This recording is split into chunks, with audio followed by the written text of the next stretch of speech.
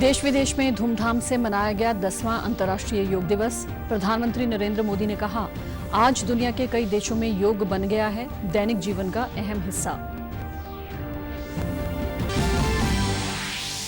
राष्ट्रपति द्रौपदी मुर्मू ने कहा, शारीरिक, मानसिक और आध्यात्मिक उन्नति का मार्ग है योग। केंद्रीय मंत्री अमित शाह, राजनाथ सिंह, अश्विनी वैष्णव, मनोहर लाल सहित अन्य मंत्रियों ने भी किया योग अभ्यास।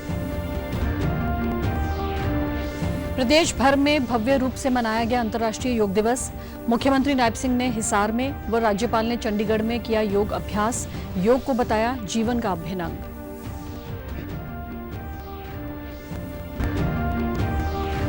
और मुख्यमंत्री ने ई क्षतिपूर्ति के माध्यम से प्रदेश के 54,000 से अधिक किसानों के खातों में 135 करोड़ रुपए की मुआवजा राशि भेजी।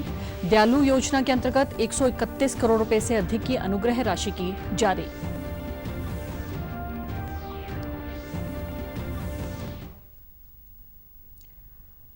नमस्कार, मैं भानुप्रिया। अब समाचार विस्तार से।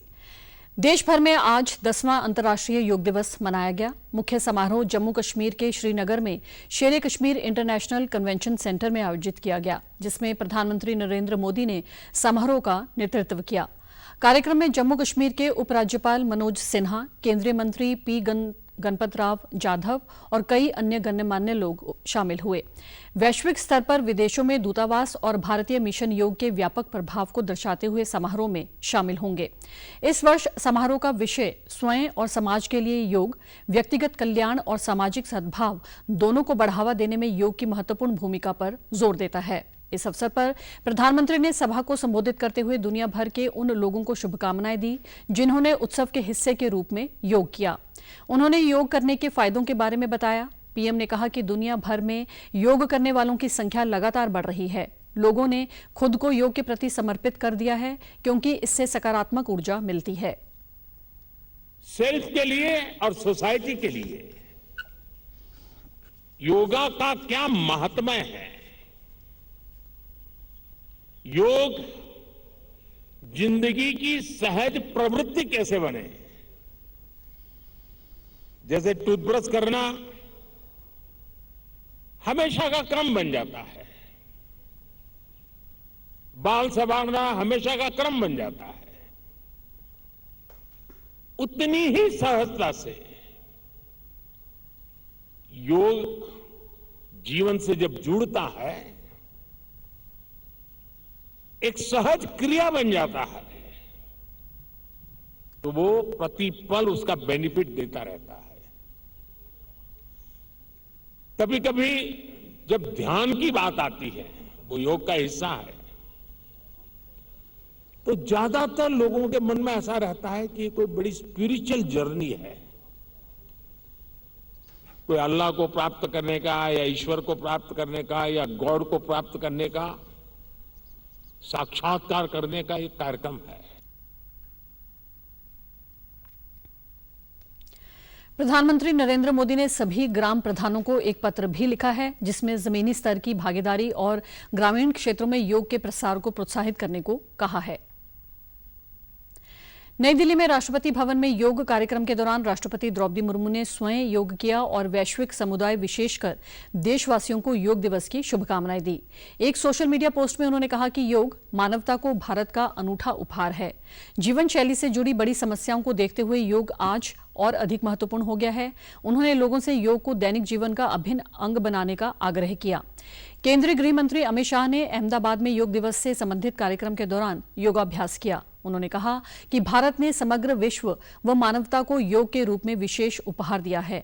केंद्रीय सूचना एवं प्रसारण मंत्री अश्विनी वैष्णव ने योग दिवस की शुभकामनाएं देते हुए कहा कि प्रधानमंत्री मोदी के प्रयासों के चलते योग को विश्व में खास पहचान मिली है। भारत की संस्कृति की एक बहुत बड़ी विधा है भारत का योग शास्त्र। प्रधानमंत्री श्री नरेंद्र मोदी जी ने भारत के इस योग विद्या को, योग की प्रैक्टिस को दुनिया भर में पहुंचाया है, दुनिया भर में एक सम्मानीय स्थान दिया है और आज विश्व भर में योग प्रेमी योग का अभ्यास कर अपने स्वयं के जीवन में और अपने समाज के जीवन में एक पॉजिटिव, एक सकारात्मक चेंज ला रहे हैं।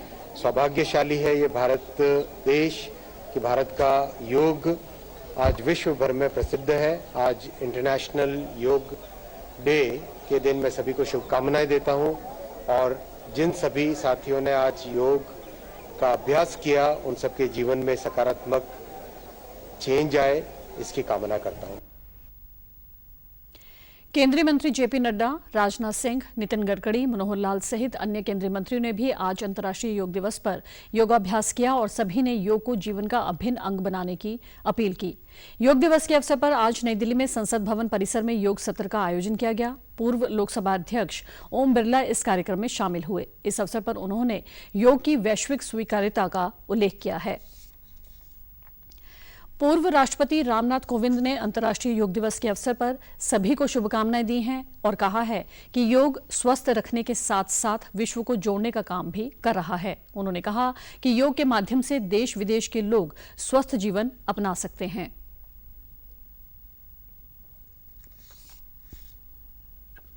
योग का अर्थ होता है एक दूसरे को जोड़ना।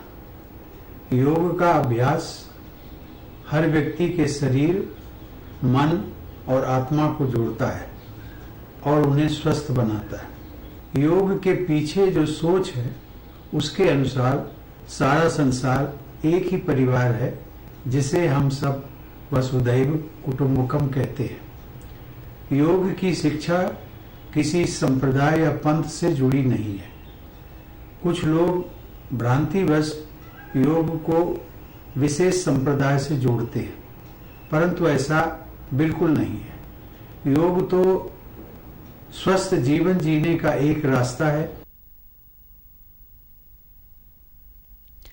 अंतर्राष्ट्रीय योग दिवस पर आज हिसार में राज्य स्तरीय कार्यक्रम का आयोजन किया गया। कार्यक्रम में मुख्यमंत्री नायब सिंह ने बतौर मुख्य अतिथि शिरकत की व लोगों के साथ योग अभ्यास किया। इस अवसर पर उन्होंने कहा कि योग हमारे जीवन का हिस्सा नहीं बल्कि हमारा जीवन जीने का तरीका है।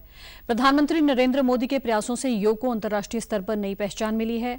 उन्होंने कहा कि कोरोना काल में जब तक वैक्सीन नहीं बनी थी तब तक योग हमारे जीवन का एक महत्वपूर्ण साधन बना रहा। इस मौके पर मुख्यमंत्री ने 24 व्यायाम शालाओं का उद्घाटन और 69 व्यायाम शालाओं की आधारशिला भी रखी। उन्होंने कहा कि आगामी 60 दिनों में सरकार 100 और व्यायाम शालाएं खोलेगी। प्रदेश सरकार ने अब तक 877 योग सहायकों की भी नियुक्ति की है। कि हरियाणा प्रदेश के अंदर 714 व्यायाम शालाएं वो लोग उसके अंदर उसका उपयोग कर रहे हैं कि हम योग को एक एक गांव के अंदर पहुंचाने का लगातार निरंतर काम जारी रखेंगे। 100 स्थानों को और चिन्हित करते हुए आने वाले 60 दिनों के अंदर हमारी सरकार और व्यायामशालाएं खोलने का काम इन 60 दिनों के अंदर करेगी। इन व्यायामशालाओं के अंदर हमारे योग साधक लगभग 877 ऐसे आयुष योग सहायकों की भी नियुक्ति हमने इन व्यायामशालाओं के अंदर की है। अंतर्राष्ट्रीय योग दिवस के अवसर पर राज्यपाल बंडारू दत्तात्रेय के चंडीगढ़ स्थित हरियाणा भवन में अधिकारियों व कर्मचारियों ने योग की रियायत कर इस दिवस को यादगार बनाया। उन्होंने कार्यक्रम में उपस्थित लोगों से आह्वान किया कि हमें अपने जीवन में योग को दैनिक क्रिया के रूप में शामिल करना चाहिए। इसका प्रत्यक्ष और अप्रत्यक्ष लाभ हमें जीवन में अवश्य मिलता है। वहीं मुख्य सचिव TVSN प्रसाद ने भी आज हरियाणा सिविल सचिवालय के अधिकारियों और कर्मचारियों के साथ योग किया। इस दौरान उन्होंने अधिकारियों कर्मचारियों से आह्वान किया कि वे योग को अपनी दैनिक दिनचर्या का हिस्सा बनाएं। योग से न केवल शरीर स्वस्थ रहता है बल्कि व्यक्ति मानसिक रूप से भी मजबूत बनता है। पंचकूला के सेक्टर 5 में आज 10वां अंतर्राष्ट्रीय योग दिवस के मौके पर विधानसभा अध्यक्ष ज्ञानचंद गुप्ता ने आमजन के साथ योगाभ्यास किया। उन्होंने पत्रकारों से बातचीत में कहा कि योग हमारे ऋषि मुनियों की देन है। वह योग गुरुओं की विधा है जो आज विश्व की विधा बन गई है। योग मन को शांति देने के साथ साथ शरीर को स्वस्थ रखता है।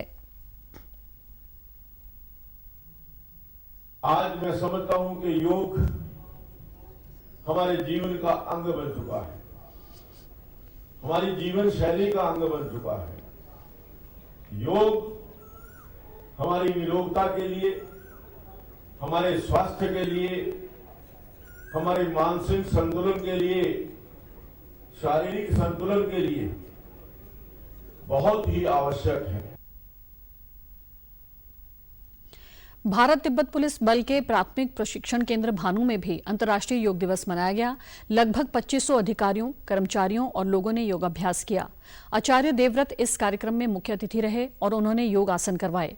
कार्यक्रम के दौरान घोड़ों पर सवार घुड़सवारों ने भी योग प्रदर्शन किया। आईटीबीपी के महानिरीक्षक आनंदपाल सिंह निबड़िया ने कहा, इस बार योग के साथ आयुर्वेद को भी जोड़ा गया है। शाबनों द्वारा भी योग आसन किए गए और तरन ताल के अंदर जल योग भी किया गया। शिक्षण देते हैं तो साथ के साथ हमारे जितने भी श्वान हैं ये भी आज हमारे साथ योग में सम्मिलित हो रहे हैं। किस किस पोजीशन में क्या करते हैं। विशेष रूप से हमारे पास तरन ताल है तो इसमें हम प्रयास कर रहे हैं कि तरन के साथ यानी जल योग कैसे किया जाता है, ये एक हमारा अनूठा प्रयोग रहेगा। और मुझे उम्मीद है कि भविष्य में आने वाले समय में जो प्रतियोगिता होती है उसमें जल योग का भी जो शुरुआत होगी कभी भी, लेकिन उसकी शुरुआत हमने अपने स्तर पर कर। पंचकुला में पतंजलि प्रभारी प्रेम आहूजा ने कहा कि प्रधानमंत्री मोदी और स्वामी रामदेव के प्रयासों से योग ने अंतर्राष्ट्रीय स्तर पर देश को गौरवान्वित किया है। 21 जून को मनाया जा रहा है। इस योग का समाज और स्वयं को योग के प्रति जोड़ने का ये थीम है इस बार। उसी के अंतर्गत सभी लोग योग कर रहे हैं। ये योग अंतर्राष्ट्रीय योग दिवस ने हमारी के कारण हमारी ये पहचान बनी है। हम अपने आप को गर्व महसूस करते हैं और हम निरोगी जीवन व्यतीत कर रहे हैं। यमुनानगर के जगाधरी में अंतर्राष्ट्रीय योग दिवस पर जिला स्तरीय कार्यक्रम में प्रदेश के कृषि मंत्री कंवरपाल गुर्जर ने लोगों के साथ योगाभ्यास किया।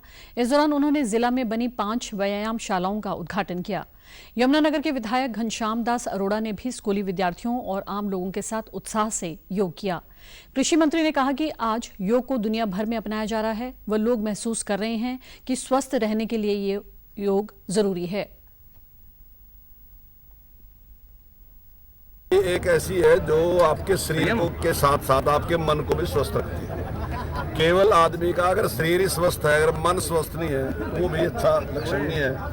तो उसका मन भी स्वच्छ होना चाहिए, स्वस्थ होना चाहिए। तो उसके लिए एक विधा है और ये विधा दुनिया में सबसे प्राचीन और हमारे देश के जो ऋषि मुनि हैं उन्होंने इसकी खोज की। वहीं प्रदेश की शिक्षा मंत्री सीमा त्रिखा ने पलवल में अंतर्राष्ट्रीय योग दिवस के अवसर पर आयोजित कार्यक्रम में शिरकत की। उन्होंने बडोली, सेलोटी, लोहिना, चिरवाड़ी में बनी व्यायाम शालाओं का उद्घाटन भी किया। सीमा त्रिखा ने कहा कि प्रधानमंत्री ने पूरे विश्व को योग के माध्यम से एक सूत्र में बांधने का कार्य किया है। उन्होंने कहा कि योग हमारी प्राचीन धरोहर व स्वस्थ रहने का साधन है। सभी को योग को जीवन में अपनाना चाहिए। जहाँ सारा विश्व में कहो एकजुट हो रहा, वही एक बहुत लंबी संख्या में रोजगार भी इसमें से निकल करके स्वावलंबन भी, सेहत भी और स्वाभिमान भी। मैं सोचती हूँ जहाँ रामदेव जी ने इसे जगाने का काम किया, वहीं मोदी जी ने इसे स्थापित करने का काम किया। उधर शहरी स्थानीय निकाय राज्य मंत्री सुभाष सुधा ने कुरुक्षेत्र में सैकड़ों लोगों के साथ योग किया। उन्होंने कहा कि जीवन में स्वयं को स्वस्थ रखने के लिए योग जरूरी है। पिछले 10 वर्षों में हरियाणा में आम जनमानस को योग से जोड़ने का कार्य प्रदेश सरकार ने किया है।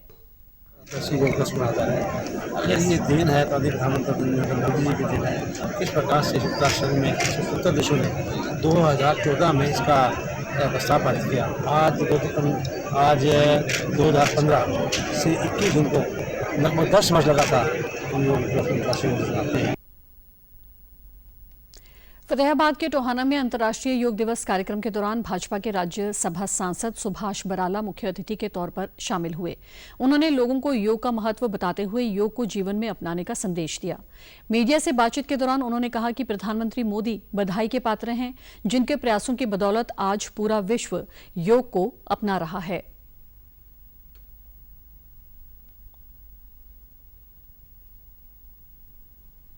हर भारतवासी, चाहे वो भारत में रहता है, चाहे दुनिया किसी कोने में रहता है, और वो हर व्यक्ति जो दुनिया के अंदर सुख, शांति और समृद्धि चाहता है, बड़े गर्व की अनुभूति होती है उसको। और मैं और हम सब लोग मिल करके देश के प्रधानमंत्री नरेंद्र मोदी जी के लिए इस बात के लिए नरेंद्र मोदी जी को बहुत बहुत बधाई देते हैं, बहुत साधुवाद देते हैं कि जिन्होंने योग को विश्व पटल पर पहचान दिलाने का काम किया। अंतर्राष्ट्रीय योग दिवस के उपलक्ष्य में रोहतक में जिला स्तरीय कार्यक्रम हुआ और भाजपा के राज्यसभा सांसद रामचंद्र जांगड़ा ने इस कार्यक्रम में मुख्य अतिथि के तौर पर शिरकत की। उन्होंने लगभग 2000 लोगों के साथ योगाभ्यास किया और कहा कि वर्तमान समय में स्वस्थ जीवन जीने के लिए योग को अपनाना चाहिए। बनाया है और ये समझा है कि अगर हम भारतीय पद्धति को, जो योग की एक बहुत ही सुंदर पद्धति है, इसको अपनाते हैं तो बिना किसी उपचार के, बिना किसी दवाई के हम लंबा और स्वस्थ जीवन जी सकते हैं। वहीं केंद्रीय सहकारिता राज्य मंत्री कृष्णपाल गुर्जर और प्रदेश के उद्योग मंत्री मूलचंद शर्मा ने फरीदाबाद में हजारों लोगों के साथ योग किया। उन्होंने कहा कि अपने आप को स्वस्थ रखने के लिए सभी को अपने जीवन में योग को अपनाना चाहिए। उन्होंने कहा, आज देश के प्रधानमंत्री के नेतृत्व में पूरा विश्व योग दिवस मना रहा है। इसको योग दिवस के रूप में मना रहे हैं और इसका श्रेय जहाँ देश के प्रधानमंत्री मोदी जी को जाता है, बाबा रामदेव ने भी इस योग का अलख जगाया, इसलिए उनका भी बहुत बहुत धन्यवाद। इसलिए आज इस योग दिवस के मौके पर लोगों को सिर्फ निवेदन करते हुए, अगर उन्होंने रोगों से दूर रहना है, दवाइयों के साइड इफेक्ट से अपने आप को बचाना है, तो योग को अपनी जीवन पद्धति बनाए। देश के प्रधानमंत्री आदरणीय नरेंद्र मोदी जी के नेतृत्व में विश्व का 10वां योगा दिवस है। कहते स्वास्थ्य का भी विशेष ध्यान सारी दुनिया में रखा है, इसलिए क्या कि योगा दिवस आज मनाया गया है और मैं सभी अधिकारियों को बहुत बहुत बधाई कि भगवान की भी कृपा है, जहाँ टेम्परेचर 47, 46, आज तो योगा दिवस पर भगवान की अपार कृपा है। अंतर्राष्ट्रीय योग दिवस में प्रदेश के वित्त मंत्री जेपी दलाल ने भिवानी में लोगों के साथ योग किया। इस मौके पर प्रदेश के वित्त मंत्री जेपी दलाल ने कहा कि आज की भागदौड़ की जिंदगी में योग हर किसी को करना चाहिए। योग मानसिक तनाव को कम करता है, शरीर को बल प्रदान करता है। जिला योग कोऑर्डिनेटर डॉक्टर संजय वैद व योगाचार्य कविता ने कहा कि योग भारत की प्राचीनतम व चिकित्सा पद्धति है। भारत की इस योग पद्धति को आज सारा विश्व मानता है। आयुष विभाग भिवानी के अंदर 91 योगशालाएं हैं, जिसमें से 70 हमारे योग सहायक पोस्टेड हैं। तो जितने भी 70 योग सहायक पोस्टेड हैं मेरे अंदर और यहाँ आयुष विभाग के भिवानी के अंदर, वो उन्हें सुबह शाम तो अपनी योगशाला में करवाई रहे हैं योगा प्रोटोकॉल। इसके अलावा आसपास के जितने भी स्कूल हैं, पंचायत घर हैं या जितने भी सार्वजनिक स्थान हैं, उन पर जाके पिछले 1.5-2 महीने से इन्हें कर रहे हैं। हम सभी ने बहुत ही बढ़ चढ़कर इसमें भाग लिया है। पूरे भिवानी ने बहुत ही हर्षोल्लास से इसको मनाया है। योग ना कि हमें शारीरिक स्वास्थ्य देता है, बल्कि मानसिक स्वास्थ्य भी देता है। और मैं तो कहती हूँ कि सभी को योग करना चाहिए, प्रतिदिन करना चाहिए। जींद में भी लोगों ने बढ़ चढ़कर योग दिवस कार्यक्रम में हिस्सा लिया। विधायक डॉक्टर कृष्ण मिड्डा ने सैकड़ों लोगों के साथ योग किया। विधायक ने कहा कि योग को बढ़ावा देने का श्रेय प्रधानमंत्री को जाता है। योग करने आए विद्यार्थियों ने भी योग के महत्व पर प्रकाश डाला। जिसमें यम, नियम, आसन, प्राणायाम, प्रत्याहार, धारणा, ध्यान, समाधि। तो यम नियम को हम 4 रसायनों में शुमार करते हैं, जिसमें सत्य, अहिंसा, आस्ते, अपरिग्रह। यानी कि अगर हम सत्य बोलेंगे और झूठ नहीं बोलेंगे, मतलब चोरी नहीं करेंगे या ब्रह्मचर्य का पालन करेंगे या संतोष या सुचिता, तप, इन सारी चीजों को अगर श्रम में ढालेंगे। योग जीवन जीने की कला है। बिना योग हमारा जीवन साकार नहीं हो सकता। और आज एक ऐसा कोई भी रोग नहीं है जिसमें योग काम नहीं करता। हर एक रोग में योग का बहुत महत्वपूर्ण स्थान है। योग हमारे शरीर हमें स्वस्थ रहने के लिए सबसे पहले हमारी हेल्थ जरूरी होती है। इसके लिए हमें योग करना बहुत जरूरी होता है। सभी को योग करना चाहिए, इससे हम स्वस्थ रहेंगे और इसमें कोई खर्चा भी नहीं आता। उधर अंबाला में कैबिनेट मंत्री डॉक्टर बनवारी लाल ने लोगों के साथ योगाभ्यास किया। उन्होंने सभी से प्रतिदिन योग करने की अपील करते हुए कहा कि प्रधानमंत्री के नेतृत्व में आज पूरा विश्व योग दिवस मना रहा है।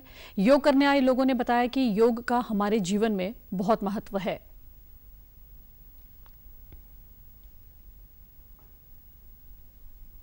और योगा डे हमें पता है कि वो किस लिए है, लोगों की सेफ्टी के लिए, सिक्योरिटी के लिए। लाइक हम योगा भी करते हैं तो बहुत ज्यादा हम हेल्दी हो जाते हैं, बहुत अवेयर, हमें मेंटली भी स्ट्रांग करता है, फिजिकली भी स्ट्रांग करता है और सोशली तो हम ऑब्वियसली स्ट्रांग हो ही जाते हैं। जब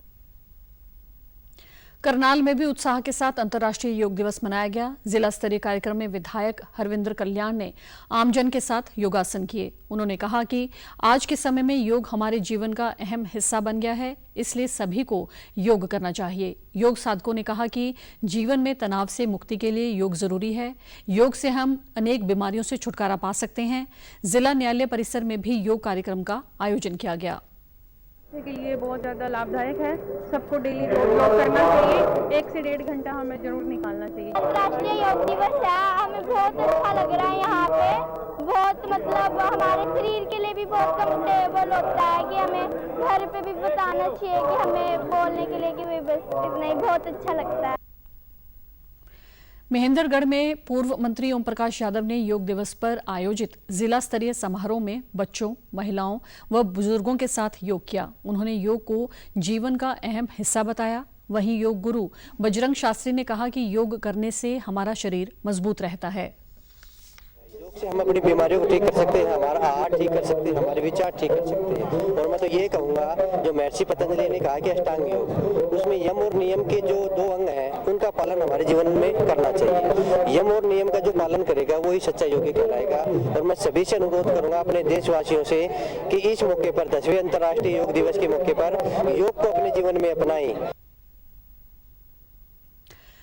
मुख्यमंत्री नायब सैनी ने आज भिवानी में आयोजित समारोह के दौरान ई क्षतिपूर्ति के माध्यम से प्रदेश के 54,000 से अधिक किसानों को सीधे 135 करोड़ रुपए की मुआवजा राशि किसानों के खातों में भेजी। इसके अलावा दयालु योजना के अंतर्गत 3500 से अधिक परिवारों के लिए 131 करोड़ रुपए से अधिक की अनुग्रह राशि जारी की।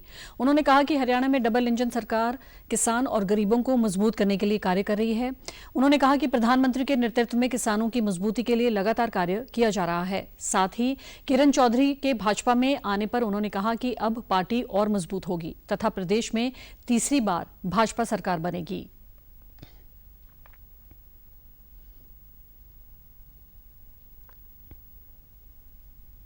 ई क्षतिपूर्ति पोर्टल के माध्यम से जो हमारे हरियाणा प्रदेश के किसानों का फसल का खराबा हुआ था, आज एक बड़ी अमाउंट उनके खाते के अंदर उस मुआवजे की पहुंचाई है।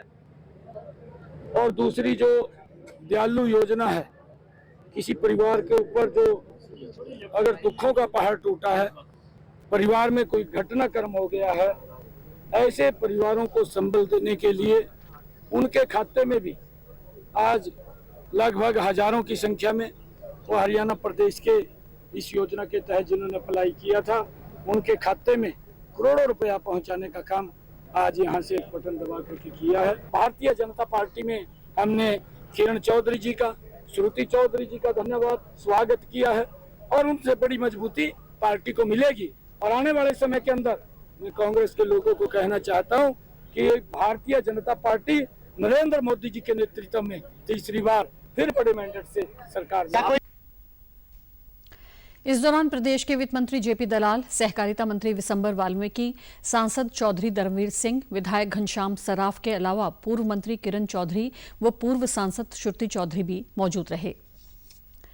मुख्यमंत्री नायब सिंह ने कल देर शाम हिसार में लगभग 544 करोड़ रुपए की लागत से महाराजा अग्रसेन हवाई अड्डे के विस्तारीकरण परियोजनाओं सहित अन्य विकास परियोजनाओं का शिलान्यास व उद्घाटन किया। इस अवसर पर मुख्यमंत्री ने प्रदेश के लोगों, विशेषकर हिसार वासियों को बधाई देते हुए कहा कि इस डोमेस्टिक एयरपोर्ट में 339 करोड़ रुपए की 9 विभिन्न परियोजनाओं का उद्घाटन किया गया है। एयरपोर्ट संचालन के लिए MOU साइन किया है और जल्द ही हिसार से चंडीगढ़, जयपुर, अयोध्या, जम्मू और अहमदाबाद सहित अन्य क्षेत्रों के लिए इस टर्मिनल से उड़ान की सुविधा मिलनी शुरू हो जाएगी।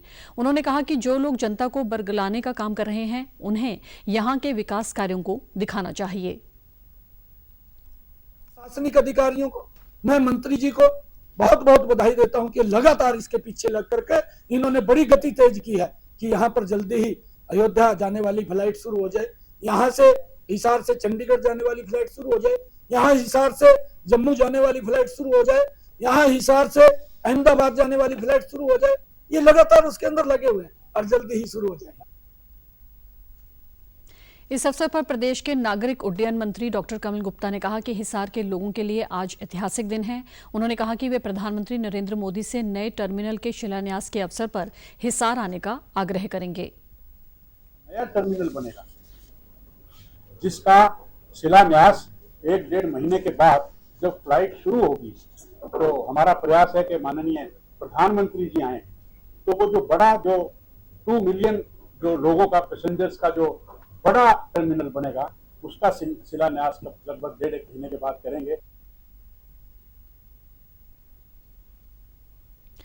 शिक्षा मंत्री धर्मेंद्र प्रधान ने कहा है कि सरकार राष्ट्रीय परीक्षा एजेंसी से संबंधित मुद्दों पर गौर करने के लिए एक उच्च स्तरीय समिति का गठन करेगी।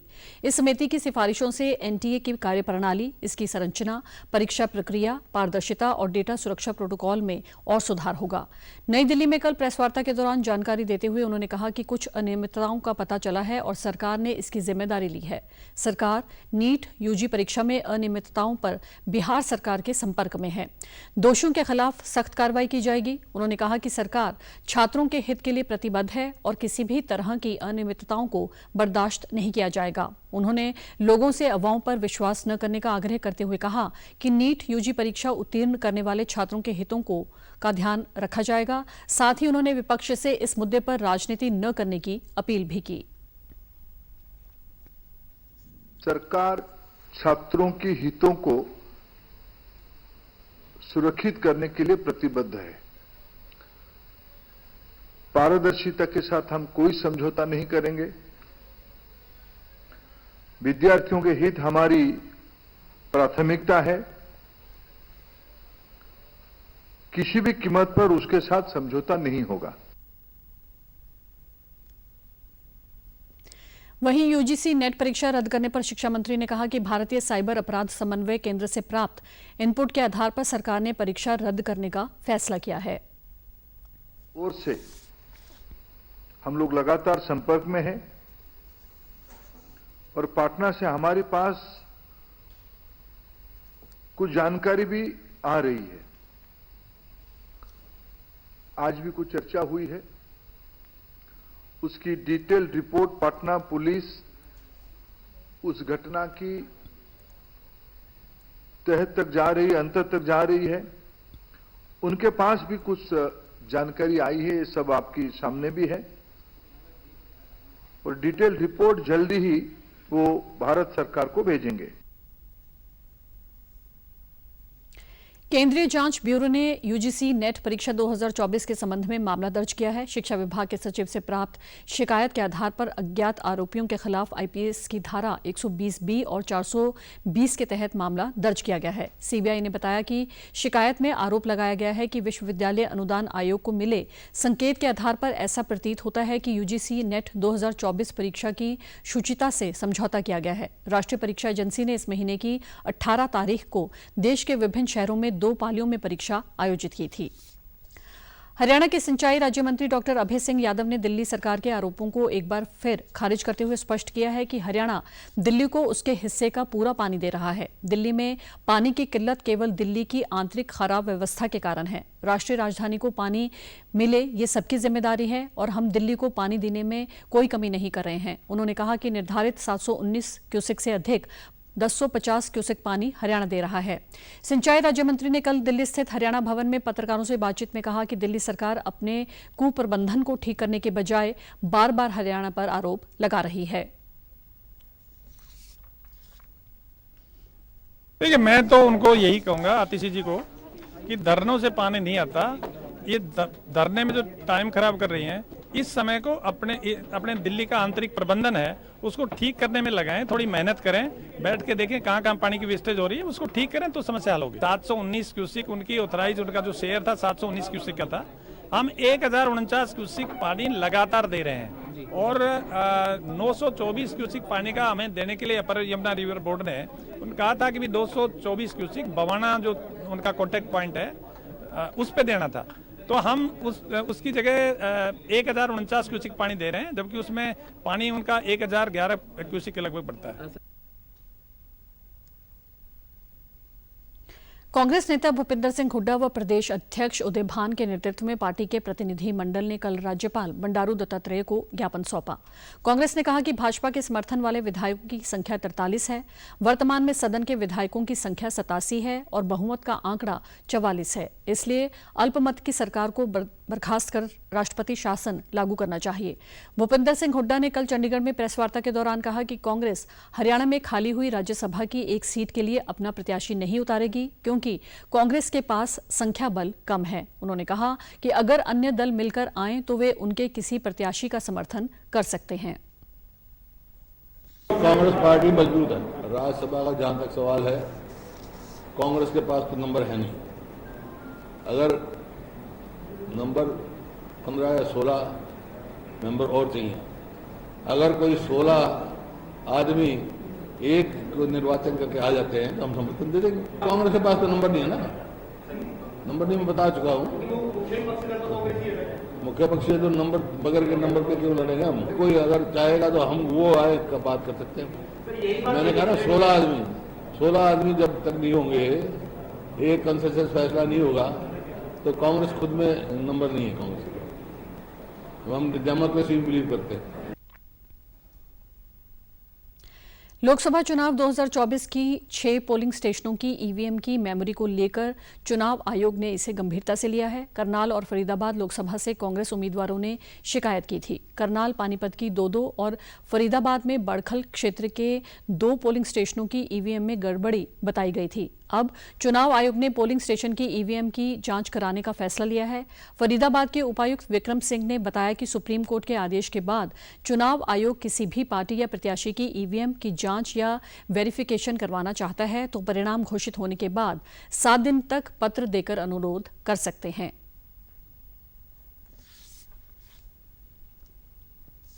में सुप्रीम कोर्ट की डायरेक्शंस के बाद में इलेक्शन कमीशन ने गाइडलाइंस निकाली थी। उसमें कोई भी पार्टी या उनके जो कैंडिडेट हैं जो सेकंड या थर्ड नंबर पर रहे तो वो अप्लाई करके ईवीएम चेकिंग या वेरिफिकेशन के लिए दे सकते हैं अपनी एप्लीकेशन। तो इसी इलेक्शन कमीशन की जो गाइडलाइन है उसके तहत ही एक जो पार्टी है या एक जो कैंडिडेट है उनने एप्लीकेशन यहाँ पे दी है, हमने इलेक्शन कमीशन को भिजवाई है। तो इलेक्शन कमीशन के नियम अनुसार जो उन्होंने गाइडलाइंस निकाली है उसके तहत आगे कार्रवाई करी। हमारी तरफ से एप्लीकेशन फॉरवर्ड कर दी गई थी, तो उसमें बेल के इंजीनियर्स आएंगे तो वो आके एक बार वेरीफाई करेंगे। तो एक नॉर्मल रूटीन का प्रोसेस है, क्योंकि सुप्रीम कोर्ट की डायरेक्शन। समाचारों में आज इतना ही। नमस्कार।